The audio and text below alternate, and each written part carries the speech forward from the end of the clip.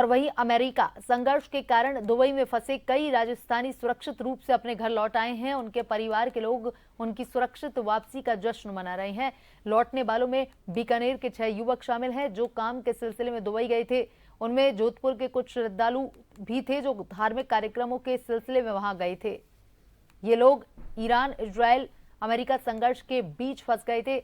घर पहुंचने के बाद उन्होंने अपने परिवार परिचितों को अपने अनुभव बताए कि उड़ानों के निलंबन के कारण उन्हें कितनी कठिनाइयों का सामना करना पड़ा। बीकानेर के युवकों ने मिसाइल हमलों के भयावह अनुभव साझा किए।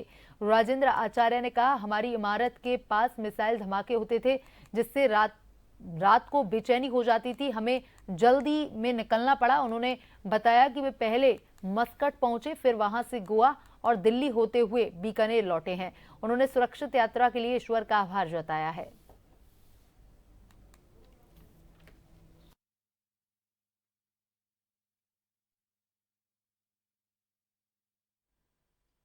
बीकानेर पहुंच के मेरे को बहुत ही खुशी है। हमारा पूरा परिवार, हमारे पूरे परिजन बहुत ही चिंताजनक स्थिति में थे, क्योंकि परिवार की खुशी से बढ़ के कुछ नहीं होता। मैं खुद चार्टर्ड अकाउंटेंट हूँ, हमारे उधर प्रैक्टिसिंग फर्म है।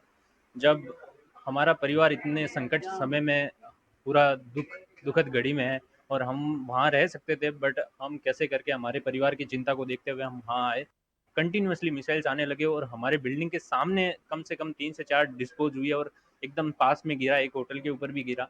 तो वो उसको देख के हम बहुत भयभीत हो गए थे। करीबन ये हम रात को उस रात पूरी रात नहीं सो पाए और जैसी स्थिति में थे हम अपना पूरा घर ऐसी स्थिति में खुला छोड़ के आए, क्योंकि दुबई बहुत ही सेफ कंट्री है। हम कुछ भी साथ लेके नहीं आए। हमारा पूरा डॉक्यूमेंट्स, हमारे पूरे सामान, सब कुछ घर खुला पड़ा है हमारा उधर। हम वैसे तैसे करके वहां से निकले। वहाँ के मंजर देखकर हम लोग बहुत घबरा गए थे, क्योंकि हमने ये हमारे जीवन में कभी भी ऐसा युद्ध का कार्य हमारे बीच में हमने देखा नहीं, पड़ा नहीं।